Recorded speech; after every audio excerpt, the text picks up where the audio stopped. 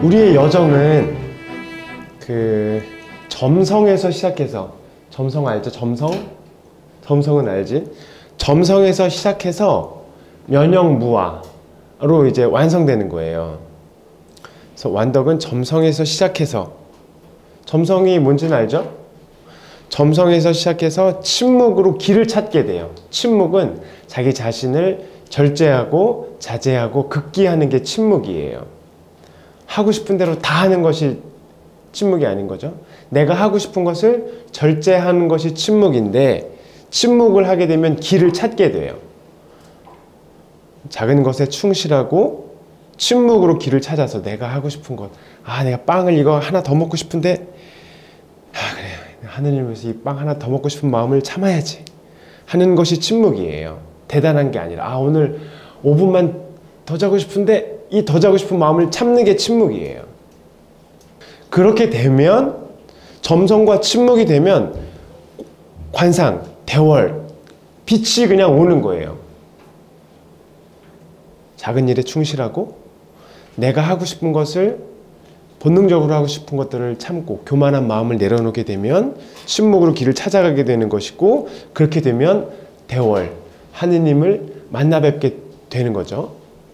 그렇게 된 다음에 우리는 이제 면영 안에 계신 하느님으로 우리가 이제 달리게 돼요. 그럼 이제 우리가 무아, 아무것도 없어. 하느님 빼고는 아무것도 없는 그 상태에 이제 우리가 놓이게 되는 거예요. 그래서 우리가 그렇게 하는 과정에 완덕 5개는 침묵이다. 완덕 5개, 우리 1개부터 5개까지 있잖아요. 이거는 침묵의 과정이에요. 여러분들이 완덕 5개 1개부터 5개까지 다 잘 하게 되면 어떻게 되죠? 대월, 하느님의 빛을, 우리 안에 있는 양심들도 막 밝아지면서 하느님의 빛을 우리가 받게 돼요. 다 아는 내용인데 제가 이렇게 얘기하는 거죠. 그래서 그 점성은 아주 작은 거예요. 좌표만 찍은 거죠. 좌표만 딱 찍은 게 점이에요. 점성. 그 아주 작은 점에서 시작해서 아무것도 아닌 것, 면형, 비천한 곳, 아주 작은 곳에서 아무것도 아닌 곳으로 가는 것이 우리의 여정이에요. 점성에서 시작해서 면형으로 가는 것, 아주 작은 점에서 시작해서 없어지는 거예요. 그것이 우리의 여정이고, 완덕오계는 그 중간에 침묵이다. 침묵은 완덕오계로 이제 말할 수가 있어요. 그래서 내 자신이 제가 너무 잘났지만 이 잘난 것을 하느님께 다 봉헌하고 전 아무것도 아닙니다 라고 여기면 여길수록 이 완덕오계의 속도가 빨라지겠죠. 완덕오계의 속도가 빨라지게 되면 하느님의 빛을 가득히 받게 되고 면형으로 나아가서 내가 아무것도 아니기 때문에, 아무것도 아닌 사람들의 특징은 형제들에게 봉사할 수밖에 없어요. 형제들을 지시하고 판단하고 마음속으로 막 꿍하고 이런 것이 아니라 내가 형제들보다 아래다. 왜냐면 하느님의 아들 예수님이 우리를 위해서 십자가 못 박히시는 그 순환을 당하신 것은 우리를 너무나 사랑했기 때문이잖아요. 그래서 완덕오계의 목적은 사랑이에요. 사랑하기 위해서. 하느님이 사랑이시고 우리가 사랑이 되기 위해서 완덕오계를 통해서 우리가 아무것도 아닌 곳 면영 안에, 감실 안에 계신 그 면영 안에 계신 하느님을 우리가 닮을 수 있는 거죠. 오늘 하고자 하는 것이 4개. 양심불을 밝히고인데, 똑똑한 사람 손 들어보세요. 나는 공부를 좀 잘합니다. Who is smart?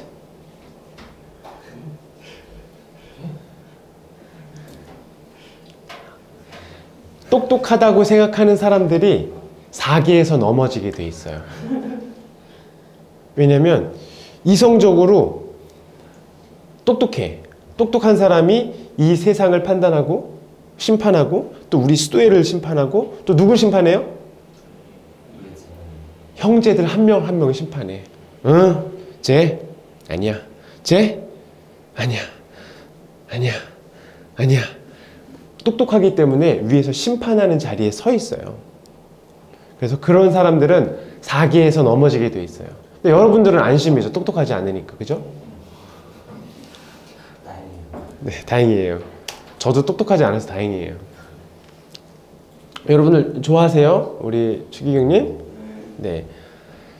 바보 나눔을 말씀하셨어요. 바보의 나눔. 또 친히 당신께서 뭐라고 그러셨어요? 당신 자신을 바보는 뭔지 알죠? 자기 자신을 바보라고 생각하셨어요.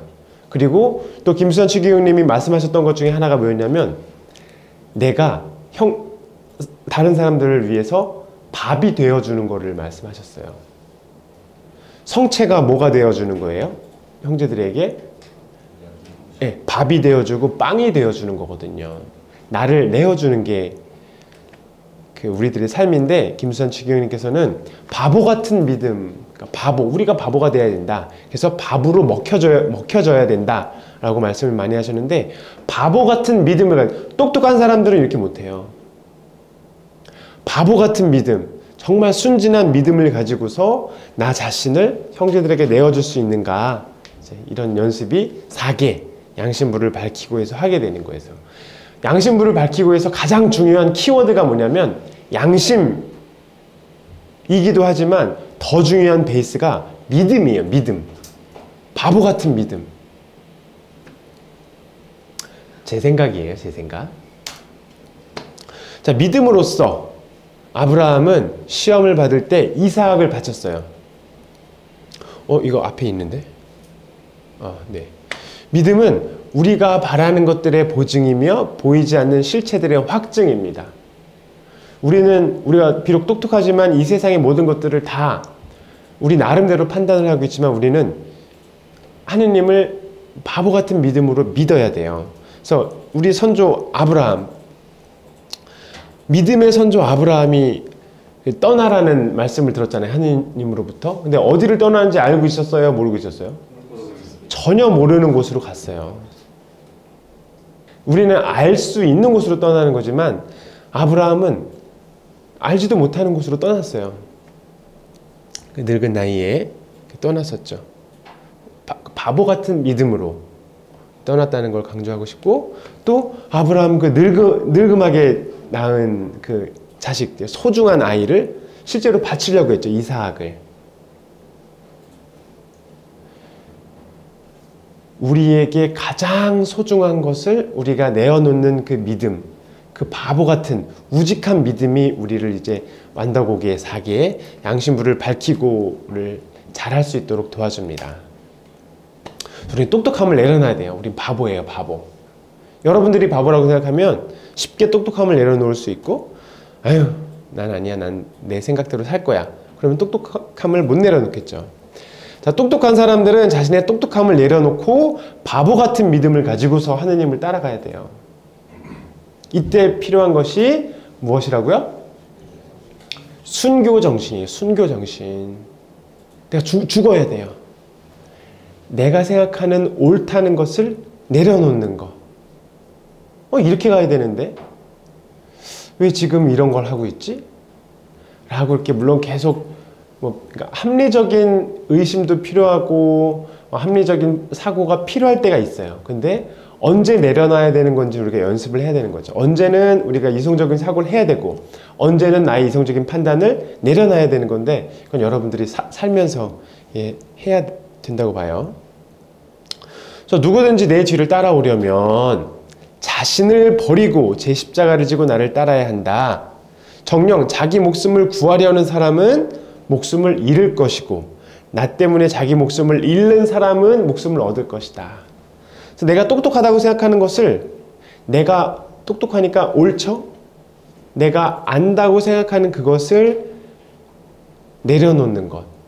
순교정신으로 내려놔야 이제 새로운 삶이 하느님의 그 신비적인 세계가 보이기 시작하겠죠.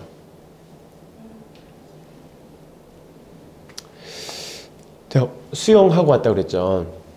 수영 강사가 저한테 얘기하는 거는 힘을 빼고 수영을 하래요. 근데 힘을 빼면 아무것도 못 하잖아요. 물에 뜰 수도 없어요. 그냥 힘을 빼면 그냥 가라앉겠죠. 이렇게 뭐 앞으로 나가지도 못하고 하지도 못하고. 근데 수영 선생님이 말씀하시면서 힘을 빼라는 것은 아예 힘을 다 빼라는 게 아니에요. 내가 앞으로 나갈 수 있는 힘, 뭐 수영 선수들이 힘을 빼고 수영을 하죠. 그러나 열심히 수영을 해요. 그러니까 에너지를 가지고서 수영을 하지만 불필요한 부분에서 힘을 빼라는 얘기예요. 필요한 부분에서는 힘을 줘야 되는 거고, 이성 침묵도 마찬가지예요. 우리가 이성적으로 바보가 돼야 된다 라고 해서 뭐 띠리리리리 뭐 이런 바보처럼 흉내를 내는 건 아니잖아요.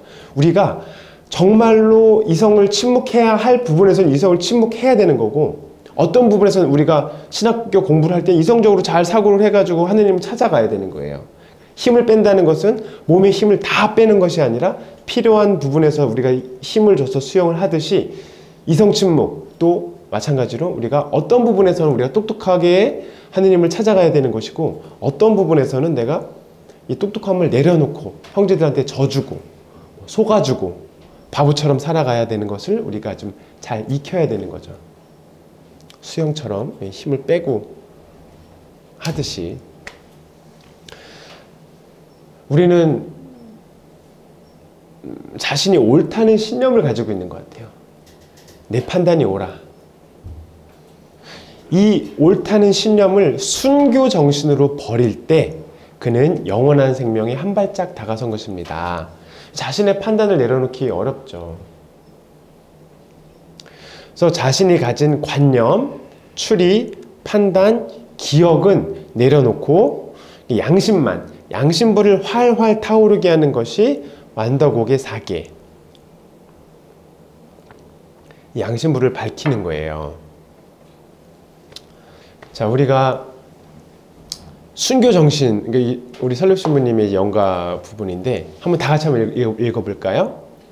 주님이 세상에게 임은 죽으시고 살리시고 사람으로 죽음을 죽이시고 업조 장생을 살리셨으니 임의 사랑은 죽어야 살고 날마다 죽으면서 날마다 잘 사는도다. 죽는 게 사는 거예요. 그게 순교 정신이죠. 내가 형제들한테 속아주는 게 사는 거예요.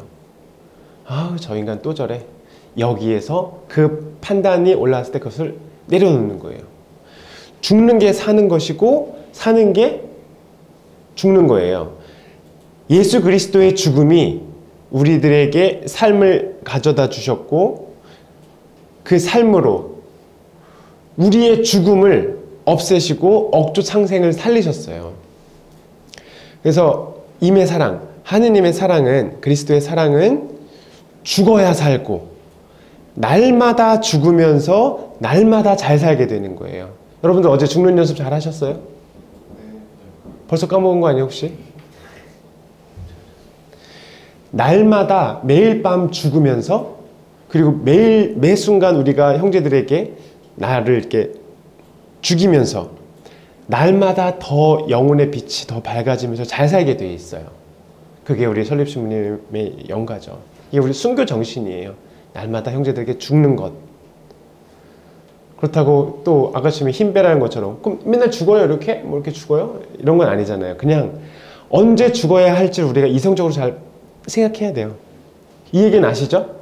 네. 자, 어린 왕자가 아니죠. 여우가, 어린 왕자가 이제 4시에 오기로 이제 약속을 하고 매일매일 4시에 온다 그러면 여우는 이제 3시쯤부터가 되면 막 이제 어린 왕자 만나게 되고 막 기쁨에 뛰고, 또 30분 지나면 아직 30분 남았다. 이제 어린 왕자 오겠다.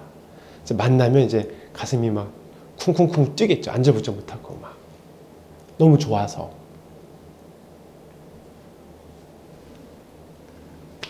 하느님은 어때요? 하느님은 지금 함께 하느님을 만나기, 지금 여기가 우리 성전이랑 한 100m도 안 되죠. 100m 앞에서 하느님 만날 때 막 가슴이 쿵쿵쿵쿵 뛰고 막 그러죠. 아까랑 얼굴 표정이 다르네 지금. 하느님을 만나는 거랑 또 여우가 그 1시간 전부터, 우리 이제 좀 있으면 또 미사잖아요. 미사하기 전에 막 가슴이 예수님을 모시게 되는 그 기쁨 없죠, 그런 거. 자, 바보 같은 믿음과 희망으로 정상이 어딘지도 몰라요. 그러나 이 눈보라를 맞으면서 그냥 걸어가는 거예요, 눈 위를. 사람과의 만남과 다르거든요. 하느님을 만난다는 것은 그녀를 만나는 곳 100m 전에서 그녀를 빤히 볼 수 있는 것이 아니라, 빤히 예상할 수 있는 것이 아니라, 알 수 없는 그분, 우리를 내어주신 그 사랑 자체이신 그분을 알기 위해서는 바보 같은 믿음과 희망으로 이 알 수 없는, 언제 만날지 모르는 그 하느님을 향해서 산을 올라가야 돼요. 그래서 바보 같은 믿음과 희망으로 우리의 모든 관념, 추리, 판단, 기억을 다 거두고 오직 우리의 양심불, 믿음의 빛으로 조성된 양심불을 밝게 켜고 그분께 나아가야 돼요. 그래서 우리 설립신부님은 이성침묵이라고도 말씀하셨는데 또 지성이라는 단어도 또 혼용해서 쓰고 계세요. 그래서 이성침묵, 지성의 정화라고도 하는데, 이 설립신부님이 관념, 추리, 판단, 양심, 기억, 이 5가지를 말씀하시는데, 그 양심이 이 기능들, 5가지 기능들의 으뜸이에요. 그래서 양심불은 밝혀야 되고, 관념, 추리, 판단, 기억은 우리가 이성적으로 잘 써야 되지만 우리가 필요할 때, 힘을 빼야 될 때는 빼서 그것을 내려놓는 그런 연습을 해야 돼요. 우리는 모두 다 관념을 가지고 있죠. 어떻게 살아야 되는지, 어떤 부분에서 어떠한 관념을 가지고 있어요. 그리고 이 관념들을 가지고서 추리를 해내요. 이렇게 되는구나. 추리를 해서 뭘 하죠? 판단을 하게 돼요. 우리가 가진 관념을 가지고서 이걸 연결시키고 추리를 해내서 그 다음에 판단, 여기서 내가 가면 되겠다, 가면 안 되겠다. 그래서 말을 해야 되겠다, 말을 하지 말아야 되겠다라는 그런 판단을 우리가 하게 되는 거예요. 그리고 그 중추에는 양심이라는 것이 있고 또 이런 것들을 기억할 수 있는 우리의 기억이 있죠. 그래서 설립신부님은 관념으로 들어가는 것도 지성이요, 또 인식도 말씀하셨는데, 인식하는 것도 지성이요, 추리, 따지는 것도 지성이고, 판단하는 것도 지성이고, 기억하는 것도 지성이고, 동물성에도 지성이 있다고 얘기하는데 양심도 지성이다, 이렇게 말씀을 하고 계시죠. 우리가 인간은 죄를 짓기 쉬운 경향성, 우리는 죄를 짓기가 쉽잖아요. 죄를 짓기 쉬운 이 경향성과 여러 가지 걸림돌들로 인해서 진리이신 하느님을 찾는 것에 여러 가지 장애를 지니게 돼요. 그러한 이유로 인간은 관념과 추리와 판단, 양심, 기억의 모든 활동이 하느님을 찾는 것에 장애가 없는지 잘 살펴봐야 되는 거예요. 자, 73년 1월 10일 강론을 한번 읽어볼까요? 하느님을 참으로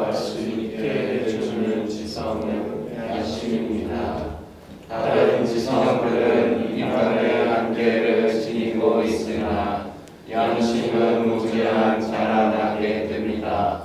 특히 양심은 선과 덕을 행하는 방면에서는 홀로 지성의 역할을 담당합니다. 그러니까 다른 그 지성들은, 다른 4개의 지성들은 무한히 자라나는 것이 아니에요. 우리가 하느님을 따르게 하는 기초적인 어떤 지성의 기능들을 하지만 때로는 우리가 이걸 죽여야 하는 것이지만, 양심은 죽여야 하는 것이 아니라 끊임없이 무제한 자라나서 하늘까지 닿을 수 있는 빛을 받을 수 있도록 우리가 노력해야겠죠. 그래서 양심은 선과 덕을 행하는 방면에서는 홀로 지성의 역할을 담당한대요.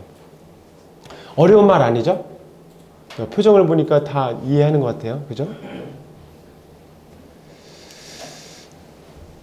그래서 우리가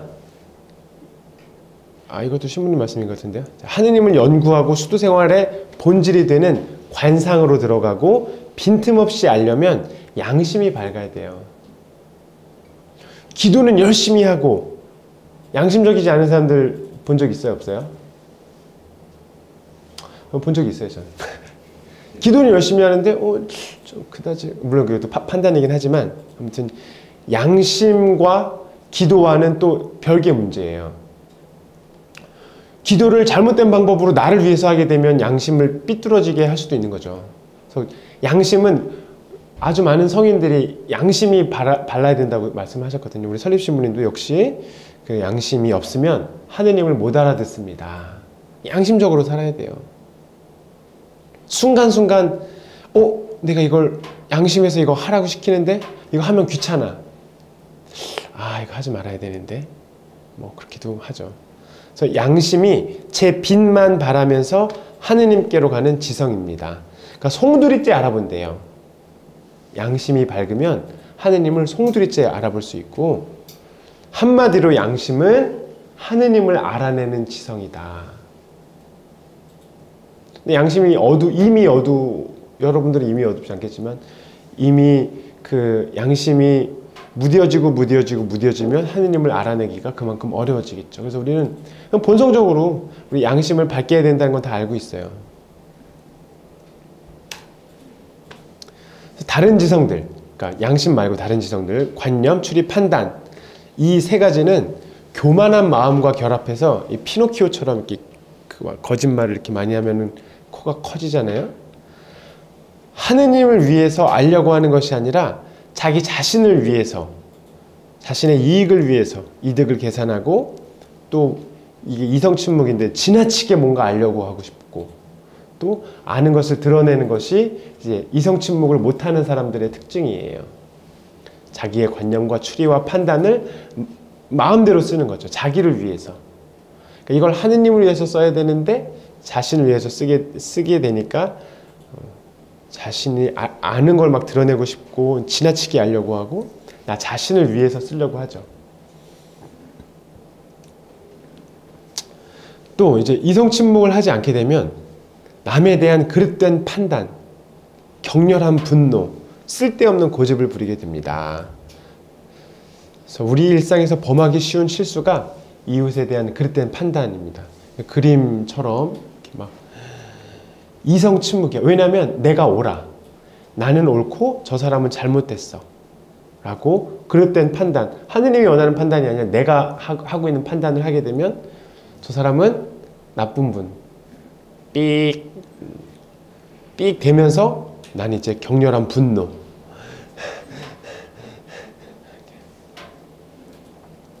이웃에 대한 그릇된 판단이 이성침묵에 해당한다.